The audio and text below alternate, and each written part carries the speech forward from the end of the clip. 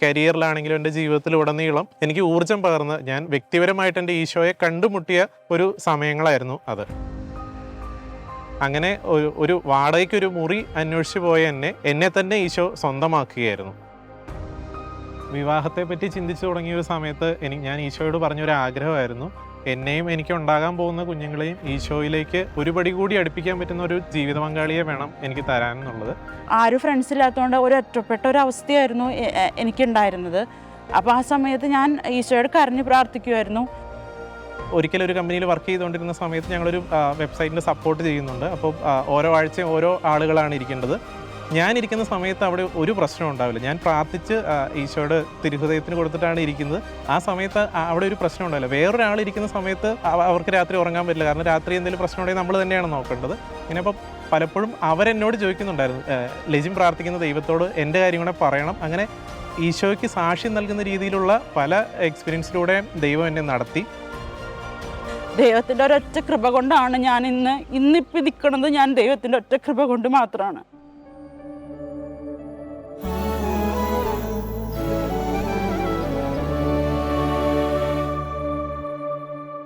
എൻ്റെ പേര് ലെജിൻ, ഇതെൻ്റെ ഭാര്യ അനു, ഇത് ഞങ്ങളുടെ 2 മക്കൾ കാർലോ, നാഥാനിയേൽ.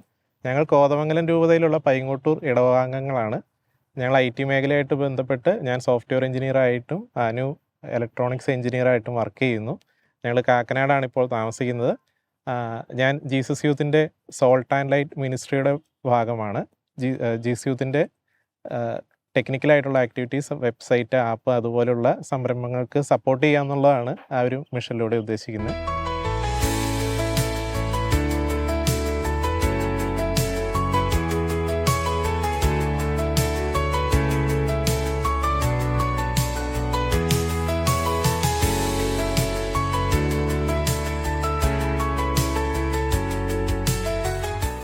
എൻ്റെ ഈശോയുമായിട്ടുള്ള വ്യക്തിപരമായൊരു അനുഭവം പറയുകയാണെങ്കിൽ, കുഞ്ഞുനാൾ മുതലേ അമ്മയും എൻ്റെ വല്യമ്മയും ഈശോയെ പറ്റി എനിക്ക് പറഞ്ഞു തരുമായിരുന്നു.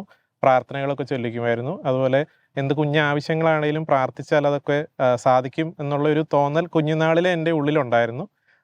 പിന്നീട് ഞാൻ വലുതായപ്പോൾ ഇങ്ങനെ പരീക്ഷയ്ക്ക് ജയിക്കുക അങ്ങനെയൊക്കെയുള്ള എൻ്റേതായ രീതിയിലുള്ള ചെറിയ ചെറിയ കാര്യങ്ങൾ വരുമ്പോൾ ഞാൻ പ്രാർത്ഥിക്കുമായിരുന്നു. അതുപോലെ തന്നെ എൻ്റെ സ്വപ്നങ്ങളും എനിക്ക് പുറത്ത് ആരോടും പറയാൻ മടിയായിരുന്നു, അല്ലെങ്കിൽ നാണമായിരുന്നു. ഞാനൊരു ആവറേജ് സ്റ്റുഡൻ്റ് ആയിരുന്നു. അപ്പോഴങ്ങനെയുള്ള കാര്യങ്ങളിലൊക്കെ എൻ്റെ സ്വപ്നങ്ങളും എൻ്റെ ഭാവി സ്വപ്നങ്ങളും എല്ലാം ഞാൻ മറ്റാരോടും പറഞ്ഞില്ലെങ്കിൽ ഈശോയോട് പറയുന്നൊരു രീതി എനിക്കുണ്ടായിരുന്നു. അതുപോലെ തന്നെ മുതിർന്നപ്പോൾ എഞ്ചിനീയറിങ്ങിനും ഞാൻ ആഗ്രഹിച്ച മേഖലയിൽ എനിക്ക് അഡ്മിഷൻ കിട്ടി. അതുപോലെ തന്നെ ഒരു സോഫ്റ്റ്വെയർ എഞ്ചിനീയർ ആകണമെന്നായിരുന്നു എൻ്റെ ആഗ്രഹം. ഈശോ അതുപോലൊരു കമ്പനിയിലേക്ക് എന്നെ എത്തിച്ചു. അപ്പോൾ പിന്നീട് എനിക്കുള്ളൊരു സംശയം എന്ന് പറഞ്ഞാൽ, പഠിക്കുന്ന കാലത്തും എക്സാം എഴുതുമ്പോൾ ഒക്കെ പ്രാർത്ഥിച്ചിട്ടാണ് നമ്മൾ ചെയ്യുന്നത്. അപ്പോൾ ഈശോ എങ്ങനെയായിരിക്കും എന്നെ ഒരു ജോലിയുടെ മേഖലയിൽ എൻ്റെ കൂടെ നടക്കുന്നത് എന്നുള്ളൊരു സംശയം എനിക്കുണ്ടായിരുന്നു. പിന്നീട് എൻ്റെ ജീവിതത്തിൽ അതൊരു മാറിയതായിട്ടാണ് കാണുന്നത്.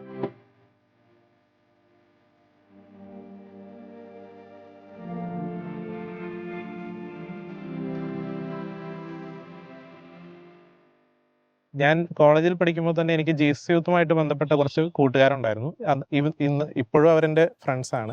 അപ്പോൾ ആ സമയത്ത് എനിക്ക് ആദ്യം ഒരു ചെറിയ കമ്പനിയിലായിരുന്നു, മൂവാറ്റുപുഴ അടുത്തുള്ള ഒരു ചെറിയ കമ്പനിയിലായിരുന്നു ജോലി ചെയ്തുകൊണ്ടിരുന്നത്. പിന്നീട് എറണാകുളത്തേക്ക് എനിക്ക് വേറൊരു കമ്പനിയിലേക്ക് ജോലി മാറ്റം കിട്ടി. അപ്പോൾ എനിക്കിവിടെ ആരെയും പരിചയമില്ല. ഞാനൊരു ഇടുക്കി ജില്ലയിലുള്ള ഒരു ചെറിയ ഗ്രാമത്തിലായിരുന്നു വളർന്നുകൊണ്ടിരുന്നത്.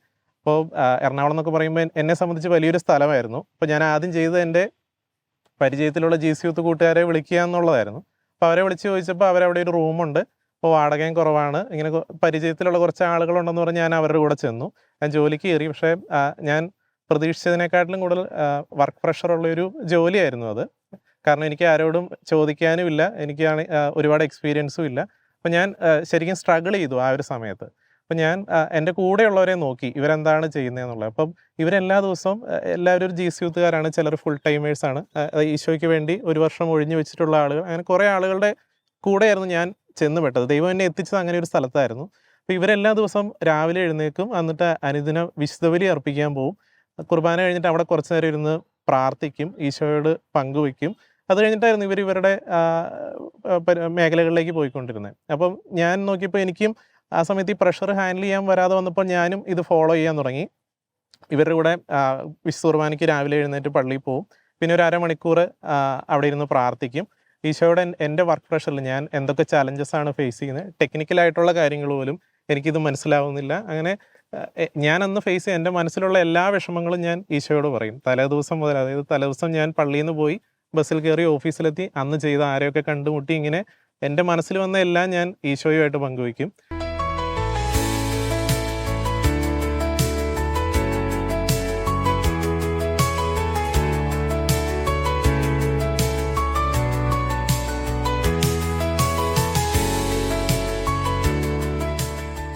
ആ ഒരു കാലഘട്ടത്തെ പറ്റി ആലോചിക്കുമ്പോൾ ജോലിയുടെ ഒരു ഭാരം ഇറക്കി വെക്കുക എന്നുള്ളൊരു ലക്ഷ്യത്തോടു കൂടിയായിരുന്നു അന്ന് ഞാൻ പള്ളിയിൽ പോകുന്നതും പ്രാർത്ഥിക്കുന്നതും ഒക്കെ.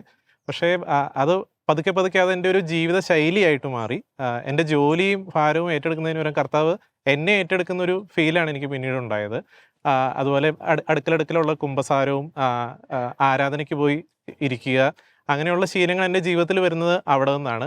പിന്നീട് എന്ത് തീരുമാനമെടുക്കുന്നതിന് മുമ്പും ഈശോയുടെ കൂടെ അല്പനേരം പ്രാർത്ഥിക്കുക, അല്ലെങ്കിൽ ദിവികാരനെ എഴുന്നള്ളിച്ച് വെച്ചിരിക്കുന്ന സ്ഥലത്ത് പോയി പ്രാർത്ഥിക്കുക, ഈശോയുടെ അഭിപ്രായം ചോദിക്കുക, ബൈബിൾ എടുത്ത് വായിക്കുക. ഇതുപോലെയുള്ള ശീലങ്ങളൊക്കെ എന്നിലെ ആത്മീയ മനുഷ്യൻ ജനിച്ച ഒരു സ്ഥലമായിരുന്നു അത്.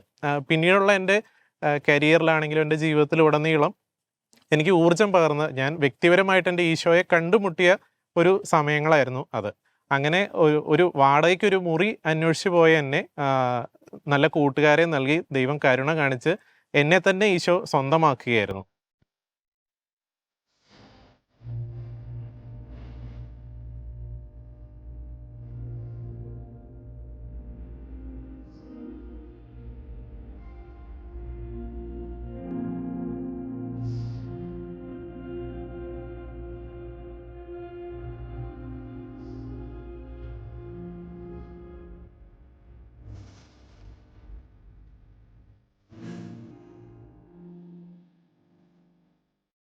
കുഞ്ഞുനാൾ മുതലേ ഞാൻ അപ്പനമ്മയും എന്ത് ചെയ്തോ അതാണല്ലോ നമ്മൾ മക്കളിലേക്ക് വരിക. അപ്പം അപ്പനമ്മയും കാണിച്ചു തന്ന അതേ മാതൃക നമ്മൾ കണ്ടിന്യൂ ചെയ്തുകൊണ്ടിരുന്നു. രാവിലെ പള്ളിയിൽ പോവുക, പിന്നെ കൂടുതൽ ദൈവിക കാര്യങ്ങൾക്ക് കൂടുതൽ ഇമ്പോർട്ടൻസ് കൊടുക്കണ ഒരു ഫാമിലിയിൽ നിന്നാണ് ഞാൻ വളർന്നു വന്നത്. അപ്പം അതുകൊണ്ട് ആ ഒരു ആത്മീയ ജീവിതം ഓൾറെഡി ഞങ്ങൾ ചെറുപ്പം മുതലേ ഞങ്ങൾ ഉണ്ടായിരുന്നു. ഞാൻ പഠിച്ചിരുന്നത് ഇംഗ്ലീഷ് മീഡിയം സ്കൂളിലായിരുന്നു. അപ്പോൾ എൻ്റെ പഠന നിലവാരം ഭയങ്കര കുറവായതുകൊണ്ട് എന്നെ മലയാളം മീഡിയം സ്കൂളിലേക്ക് മാറ്റി. അപ്പോൾ 6ാം ക്ലാസ് മുതൽ ഞാൻ മലയാളം മീഡിയത്തിലാണ് പഠിച്ചിരുന്നത്. അപ്പം ഉണ്ടായിരുന്ന ഫ്രണ്ട് സർക്കിൾ മാറി നമ്മൾ പുതിയൊരു സ്കൂളിലോട്ട് മാറുമ്പോൾ നമ്മുടെ മൊത്തം ഫ്രണ്ട്സ് എല്ലാവരും മാറുമല്ലോ. അപ്പം പുതിയ സ്കൂളിൽ വന്നിട്ട് എനിക്ക് ഫ്രണ്ട്സിനെ ഉണ്ടാക്കാനായിട്ടുള്ള ഒരു ടൈം കിട്ടിയില്ലായിരുന്നു. അപ്പം ഞാൻ ലഞ്ച് ബ്രേക്കിനൊന്നും എനിക്ക് ആരും ഫ്രണ്ട്സൊന്നും ഉണ്ടായിരുന്നില്ല. അപ്പം ഞാൻ സ്കൂളിനടുത്തുള്ള ഒരു ചാപ്പലിൽ പോയി കുറേ നേരം ഇരുന്ന് പ്രാർത്ഥിക്കുമായിരുന്നു. അപ്പം ആരും ഫ്രണ്ട്സ് ഇല്ലാത്തതുകൊണ്ട് ഒരു ഒറ്റപ്പെട്ട ഒരു അവസ്ഥയായിരുന്നു എനിക്കുണ്ടായിരുന്നത്. അപ്പോൾ ആ സമയത്ത് ഞാൻ ഈശോയോട് കരഞ്ഞ് പ്രാർത്ഥിക്കുമായിരുന്നു, ഈ ഒറ്റപ്പെടേണ്ട അവസ്ഥ എനിക്ക് എന്താണ് ഈ അവസ്ഥ വന്നതെന്നുള്ളത്. ഉയർന്ന ക്ലാസ്സുകളിൽ എനിക്ക് അതിനുള്ള ഉത്തരം കിട്ടി. 8, 9, 10 ആകുമ്പോഴേക്കും എൻ്റെ പഠന നിലവാരം ഭയങ്കരമായിട്ട് ഉയർന്നു. അപ്പനമ്മയും പ്രതീക്ഷിച്ചതിനേക്കാളും കൂടുതലൊരു ഉയർന്ന നിലവാരം എനിക്ക് പ്രകടിപ്പിക്കാൻ സാധിച്ചു. അത് ദൈവം തന്ന ഒരു അനുഗ്രഹമായിട്ടാണ് ഞാനത് കണക്കാക്കുന്നത്.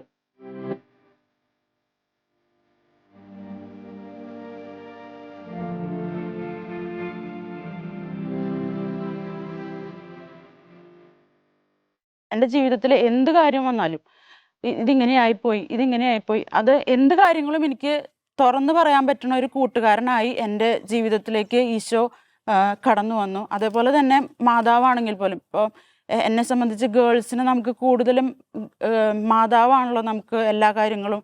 നമ്മുടെ അതേ ഫീലിങ്സ് മനസ്സിലാക്കാനായിട്ട് നമുക്കൊരു അമ്മയെ പോലെ മാതാവ് എൻ്റെ ജീവിതത്തിലേക്ക് കടന്നു വന്നു. പിന്നെ എൻ്റെ പഠനകാലം പറയുകയാണെങ്കിൽ +2 അതുപോലെ എൻജിനീയറിങ് എല്ലാം ഒന്നും ഞാൻ പ്ലാൻഡ് അല്ലായിരുന്നു. എൻജിനീയറിങ് ഫീൽഡ് എനിക്ക് താല്പര്യമില്ലാത്തൊരു ഫീൽഡായിരുന്നു. അത് കഴിഞ്ഞ് നേരെ എന്നെ അങ്ങോട്ട് വഴിതിരിച്ചു. അത് കഴിഞ്ഞ് ബിടെക് കഴിഞ്ഞു. അത് കഴിഞ്ഞ് എംടെക് എടുക്കാനായിട്ടുള്ള പ്ലാനൊന്നും ഇല്ലായിരുന്നു. അത് കഴിഞ്ഞ് എംടെക്കിലേക്ക് തിരിച്ചു. പിന്നെ ഞാൻ ഭയങ്കര ഭയങ്കര ധൈര്യമൊന്നും ഇല്ലാത്ത ആളായിരുന്നു. അതായത് ആരുമായിട്ട് ഇൻ്റർവ്യൂ ഫേസ് ചെയ്യാനൊന്നും എനിക്ക് അത്ര കഴിവുള്ള ഒരു വ്യക്തിയായിരുന്നില്ല. പക്ഷേ എന്നെ പല കമ്പനികളിലൂടെ നടത്തിക്കൊണ്ടുവന്നു. അതിലെല്ലാം മൊത്തത്തിൽ പറയുകയാണെങ്കിൽ ഒന്നും എന്നെക്കൊണ്ട് കഴിയാവുന്ന കാര്യങ്ങളെല്ലാം ഈ കമ്പനിയിൽ കയറല്, അവിടെയുള്ള ജോലികൾ, എൻജിനീയറിങ് ഫീൽഡിൽ നമ്മുടെ ടാലൻറ്റ് പ്രകടിപ്പിക്കുക എന്ന് പറഞ്ഞാൽ അതത്രയൊരു സിമ്പിളായിട്ടുള്ള കാര്യമില്ല. നമ്മുടെ ബുദ്ധിയെ നല്ലപോലെ വർക്ക് ചെയ്യിപ്പിക്കണം. അത് എന്നെക്കൊണ്ട് ഒരിക്കലും സാധിക്കില്ല എന്ന് എനിക്ക് നല്ലപോലെ അറിയാം. ദൈവത്തിൻ്റെ ഒരൊറ്റ കൃപ കൊണ്ടാണ് ഞാൻ ഇന്നിപ്പോൾ നിൽക്കുന്നത്. ഞാൻ ദൈവത്തിൻ്റെ ഒറ്റ കൃപ കൊണ്ട് മാത്രമാണ്.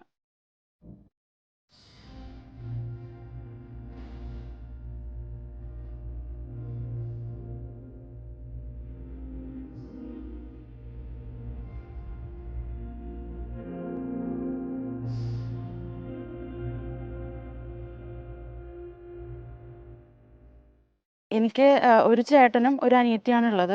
അപ്പോൾ ചേട്ടൻ ജീസസ് യൂത്ത് ബാക്ക്ഗ്രൗണ്ടിലുള്ള ഒരാളാണ്. അതുകൊണ്ട് എനിക്ക് ജീസസ് യൂത്ത് ഭയങ്കര അറിയുന്ന ഒരു പ്ലാറ്റ്ഫോമാണ്. അപ്പം വിവാഹത്തെക്കുറിച്ച് ഞാൻ ചിന്തിക്കുമ്പോൾ ഒക്കെ എനിക്ക് അങ്ങനത്തെ ഒരു വ്യക്തി ആയിരിക്കണം, കൂടുതൽ ദൈവികമായിട്ടുള്ള കാര്യങ്ങൾക്ക് ഇമ്പോർട്ടൻസ് കൊടുക്കുന്ന ഒരു വ്യക്തി ആയിരിക്കണം എന്നൊരു ആഗ്രഹം ഉണ്ടായിരുന്നു. പക്ഷേ നമ്മൾ അതിനോട് അടുക്കുമ്പോൾ നമുക്ക് അങ്ങനത്തെ ഒരു നമ്മുടെ അതേ ചിന്താഗതിയുള്ള വ്യക്തികളെ കണ്ടുപിടിക്കാനായിട്ട് സാധിച്ചില്ല. അപ്പം 1 വർഷം 1.5 വർഷം ഞാൻ വെയിറ്റ് ചെയ്തു. എന്നിട്ടും നല്ലൊരു ഒരാളെ എനിക്ക് ജീവിത പങ്കാളിയായിട്ട് കിട്ടിയില്ല. അപ്പം ഞങ്ങളുടെ നാട്ടിലൊരു പെരുന്നാളുണ്ട്, ജനുവരി പെരുന്നാൾ. അപ്പോൾ ആ പെരുന്നാളിന് എൻ്റെ അമ്മ പ്രദക്ഷിണം നടന്നുകൊണ്ടിരിക്കുമ്പം അമ്മ ഇങ്ങനെ ഞങ്ങളുടെ ഇടവക മധ്യസ്ഥൻ ഫ്രാൻസിസ് സേവ്യറാണ്. അപ്പോൾ ആ ഫ്രാൻസിസ് സേവ്യറിനോട് എൻ്റെ അമ്മ പറഞ്ഞു, ഫ്രാൻസിസ് സേവ്യറിൻ്റെ നാമധേയത്തിലൊരു ആളെ പോലെ എൻ്റെ മോൾക്ക് കിട്ടിയില്ലേ, എൻ്റെ മോൾക്ക് ജീവിത പങ്കാളിയായിട്ട് ഒരാളെ പോലും എനിക്ക് എൻ്റെ മോൾക്ക് കൊടുക്കാനായിട്ട് ഒരു ആൾ പോലും ഇല്ലേ എന്നുള്ള രീതിയിൽ അമ്മ പ്രദക്ഷിണത്തിന് ഫുൾ അത് പ്രാർത്ഥിക്കുമായിരുന്നു. അന്നത്തെ ദിവസം അതിൻ്റെ പിറ്റേ ദിവസമായിട്ട് ഞങ്ങൾ തമ്മിൽ ഒരു കണക്ഷൻ വന്നു. അന്വേഷിച്ച് വന്നപ്പം ആളും ജീസസ് യൂത്ത് ബാക്ക്ഗ്രൗണ്ടിലുള്ള ആളാണ്. അപ്പം മൊത്തത്തിൽ ഞങ്ങളുടെ ഒരു ഫാമിലിക്ക് ജീസസ് യൂത്ത് അറിയാവുന്നത് കൊണ്ട് ഞങ്ങളത് പ്രൊസീഡ് ചെയ്തു. അങ്ങനെയാണ് എനിക്ക് ലേഞ്ചാടിനെ കിട്ടിയത്. ലേഞ്ചാടിനെ കിട്ടിയ പിന്നെ ഞങ്ങൾ ജീസസ് യൂത്ത് കുറച്ചുകൂടിയും എൻ്റെ പേഴ്സണൽ ലൈഫിൽ ജീസസ് യൂത്തിനെ കുറച്ചുകൂടിയും ഇമ്പോർട്ടൻസ് ആയി. എല്ലാ കാര്യങ്ങൾക്കും എൻ്റെ പരമാവധി ഞാൻ സപ്പോർട്ട് ചെയ്യാറുണ്ട്. കൂടുതൽ ഇൻവോൾവ്മെൻ്റ് ഒന്നും ഇല്ലെങ്കിലും പരമാവധി ഞാൻ സപ്പോർട്ട് ചെയ്യും. അങ്ങനെ എൻ്റെ ജീസസ് യൂത്ത് ഫാമിലിയിലേക്ക് ഞാനും കൂടി അങ്ങനെ കടന്നു വന്നു.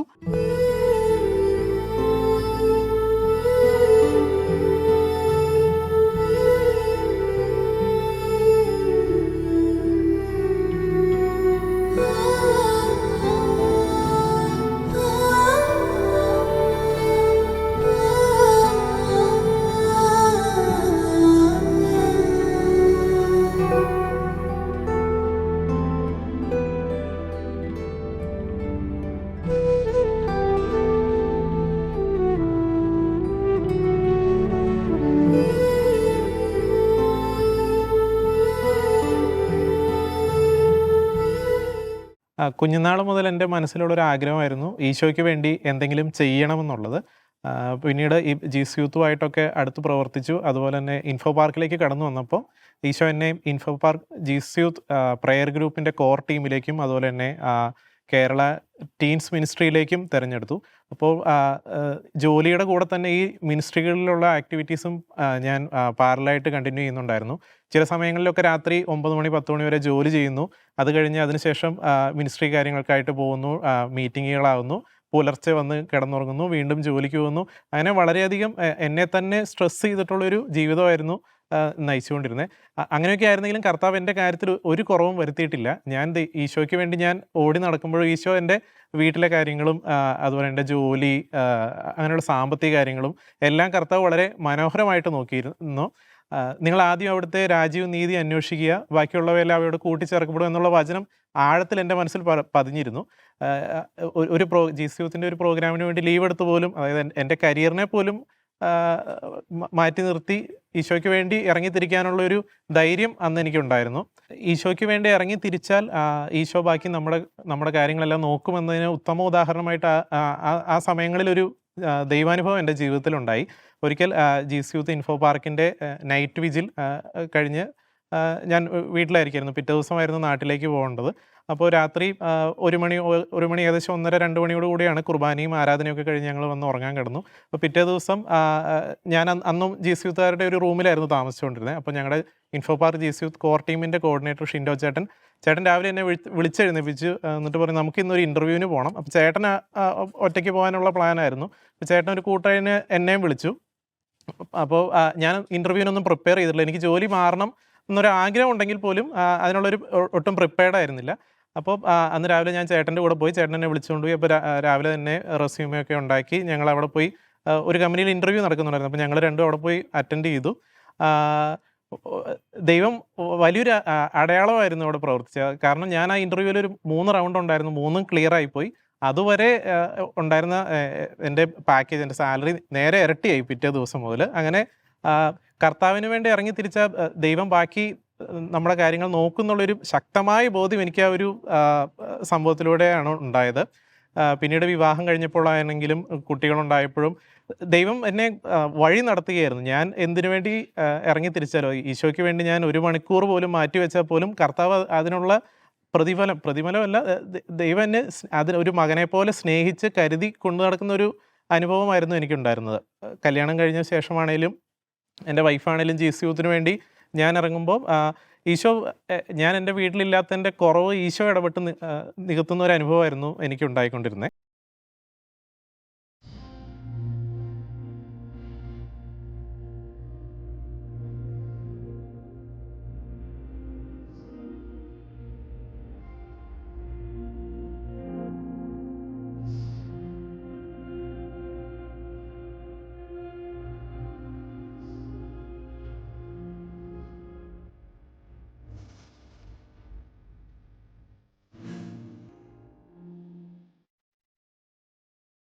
എൻ്റെ ഒരു ജീവിതത്തെപ്പറ്റി പറയുകയാണെങ്കിൽ ഞാൻ വളരെ ഒരു ആവറേജ് സ്റ്റുഡൻ്റ് ആയിരുന്നു. സ്കൂളിൽ പഠിക്കുമ്പോഴും എഞ്ചിനീയറിങ്ങിനാണെങ്കിൽ പോലും ആദ്യത്തെ വർഷം പപ്പ ഫീസ് തന്നു. പിന്നെ ലോൺ എടുത്തോളാൻ പറഞ്ഞു. പപ്പ ആ ഒരു ഇൻവെസ്റ്റ്മെൻറ്റ് ഫെയിലിയർ ആയാലും എൻ്റെ ജീവിതത്തിൽ മുന്നോട്ട് പോകാൻ പപ്പ ഒരു ബിസിനസ് ബാക്ക്ഗ്രൗണ്ട് ഉള്ള ആളാണ്. അപ്പോൾ പപ്പ അങ്ങനെ ചിന്തിച്ചു, ഇൻ കേസ് ബിടെക് ഫെയിലിയർ ആയെങ്കിൽ പോലും എനിക്ക് മുന്നോട്ട് പോകാനുള്ളൊരു ഉപാധി എന്ന നിലയിൽ എന്നോട് ലോൺ എടുക്കാൻ പറഞ്ഞു. അപ്പോൾ അങ്ങനെ അവർ പോലും പ്രതീക്ഷിച്ചിരുന്നില്ല, ഞാനും പ്രതീക്ഷിച്ചിരുന്നില്ല ഇങ്ങനെയൊരു നിലയിലേക്ക് കർത്താവ് എന്നെ ഉയർത്തുമെന്ന്. പിന്നീട് ഈശോയുടെ പുറകെ നടന്ന് അതായത് ഈശോയ്ക്ക് വേണ്ടി ഇറങ്ങി തിരിച്ചത് മുതൽ കർത്താവ് എൻ്റെ കാര്യങ്ങളിൽ ഇടപെടുകയായിരുന്നു. ഈവൻ ഇപ്പം ഞാൻ ചെയ്യുന്ന ജോലികളിലാണെങ്കിൽ പോലും ചില ആർക്കിടെക്ചർ ഡിസിഷൻ, അങ്ങനെ സോഫ്റ്റ്വെയർ ഫീൽഡുമായിട്ട് റിലേറ്റ് ചെയ്ത അങ്ങനെയുള്ള കാര്യങ്ങൾ പോലും ഞാൻ ഈശോയോട് പറയും. ഈശോ ഇതൊന്ന് ചിലപ്പോൾ ചില വെബ്സൈറ്റുകൾക്ക് വേണ്ടി പുതിയ ഫീച്ചർ ഡെവലപ്പ് ചെയ്യാൻ, അങ്ങനെ ഡെവലപ്പ് ചെയ്യുന്നതിന് മുമ്പ് ഒരു 5-6 മാസം നീണ്ടു നിൽക്കുന്ന ഒരു വർക്കായിരിക്കും അത്. അപ്പോൾ അത് മാതാവിൻ്റെ വിമല ഹൃദയത്തിലേക്ക് ആ വർക്കിനെ കൊടുക്കും, അല്ലെങ്കിൽ ഈശോയുടെ തിരുഹൃദയത്തിലേക്ക്. അങ്ങനെയൊക്കെ നമ്മൾ ചെയ്തിട്ട് അത് സ്റ്റാർട്ട് ചെയ്യുമ്പോൾ കർത്താവ് അത് പൂർണ്ണമായിട്ടും ഏറ്റെടുക്കുകയാണ്. എൻ്റെ ഒരു കഴിവിനപ്പുറത്തേക്ക്, അതായത് എന്നെ അടുത്തറിയാവുന്നവർക്ക് അല്ലെങ്കിൽ നമ്മുടെ കൂടെ വർക്ക് ചെയ്യുന്നവർക്കത് കൃത്യമായിട്ട് മനസ്സിലാവും. കാരണം നമ്മളെ കൊണ്ട് എത്രത്തോളം പറ്റും, പക്ഷെ നമ്മൾ ഏറ്റെടുക്കുന്ന ജോലി ഏതൊരളവിലാണ് പൂർത്തിയാകുന്നതെന്നുള്ള അവർക്ക് മനസ്സിലാവും. അവർ തന്നെ ഈശോയ്ക്ക് മഹത്വം കൊടുക്കുന്ന ഒരു രീതിയിലേക്ക് കർത്താവ് എന്നെ കൊണ്ടുപോവുകയായിരുന്നു. നമ്മുടെ ഒരു കഴിവോ മേന്മയോ അല്ല, ദൈവത്തിൻ്റെ അനുഗ്രഹമാണ് നമ്മളെ വഴി നടത്തുന്നത് എന്നുള്ളതാണ് എൻ്റെ ഒരു പ്രൊഫഷണൽ ലൈഫിലും ഞാൻ പഠിച്ചൊരു പാഠം. ഒരിക്കലും ഒരു കമ്പനിയിൽ വർക്ക് ചെയ്തുകൊണ്ടിരുന്ന സമയത്ത് ഞങ്ങളൊരു വെബ്സൈറ്റിൻ്റെ സപ്പോർട്ട് ചെയ്യുന്നുണ്ട്. അപ്പോൾ ഓരോ ആഴ്ചയും ഓരോ ആളുകളാണ് ഇരിക്കേണ്ടത്. ഞാനിരിക്കുന്ന സമയത്ത് അവിടെ ഒരു പ്രശ്നം ഉണ്ടാവില്ല. ഞാൻ പ്രാർത്ഥിച്ച് ഈശോയുടെ തിരുഹൃദയത്തിന് കൊടുത്തിട്ടാണ് ഇരിക്കുന്നത്. ആ സമയത്ത് അവിടെ ഒരു പ്രശ്നം ഉണ്ടാവില്ല. വേറൊരാളിരിക്കുന്ന സമയത്ത് അവർക്ക് രാത്രി ഉറങ്ങാൻ പറ്റില്ല. കാരണം രാത്രി എന്തെങ്കിലും പ്രശ്നം ഉണ്ടെങ്കിൽ നമ്മൾ തന്നെയാണ് നോക്കേണ്ടത്. ഇങ്ങനെ അപ്പോൾ പലപ്പോഴും അവരെന്നോട് ചോദിക്കുന്നുണ്ടായിരുന്നു, ലെജിൻ പ്രാർത്ഥിക്കുന്ന ദൈവത്തോട് എൻ്റെ കാര്യം കൂടെ പറയണം. അങ്ങനെ ഈശോയ്ക്ക് സാക്ഷ്യം നൽകുന്ന രീതിയിലുള്ള പല എക്സ്പീരിയൻസിലൂടെ ദൈവം എന്നെ നടത്തി. എൻ്റെ ഒരു ജീവിതത്തിൽ നിന്ന് ഞാൻ പഠിച്ചൊരു വലിയ പാഠം എന്ന് പറഞ്ഞാൽ, പ്രൊഫഷണൽ ലൈഫിലാണെങ്കിലും കരിയറിലാണെങ്കിലും കുടുംബത്തിലാണെങ്കിലും ഏതൊരു ബുദ്ധിമുട്ടുകളോ എന്ത് ചലഞ്ചസോ ഒക്കെ ആയാലും ദൈവത്തോട് എത്രത്തോളം നമ്മൾ ചേർന്ന് നിൽക്കുന്നു, കർത്താവ് അത്രത്തോളം നമ്മളോടും ചേർന്ന് നിൽക്കും. ഇപ്പോഴാണെങ്കിൽ പോലും ഞാൻ ഭാവിയെ പറ്റി ഓർത്ത് ടെൻഷൻ അടിക്കുമ്പോൾ, അല്ലെങ്കിൽ എന്തെങ്കിലും ഒരു പ്രശ്നം ഉണ്ടാകുമ്പോഴോ, ഞാൻ ലീവ് എടുത്തിട്ടാണെങ്കിൽ പോലും ഒരു ദിവസമോ അല്ലെങ്കിൽ ഒരു ഹാഫ് ഡേ ഒക്കെ ലീവ് എടുത്തിട്ട് ദിവ്യകാരുണ്യത്തിന് മുമ്പിൽ പോയിരിക്കുക. അപ്പോൾ ഭാവിയെ പറ്റിയുള്ള ഒരു ആശങ്കകൾ, ടെൻഷൻ ഇതെല്ലാം മാറിപ്പോയി കർത്താവുമായിട്ടുള്ളൊരു സ്നേഹത്തിൽ ആകുലപ്പെടാതെ മുമ്പോട്ട് പോകാനുള്ളൊരു ഊർജ്ജം എനിക്ക് ഇന്നും കിട്ടുന്നത് ഈ ഒരു ദിവ്യകാരുണ്യ ഈശോയുമായിട്ടുള്ള ഒരു അടുപ്പത്തിൽ നിന്നാണ്.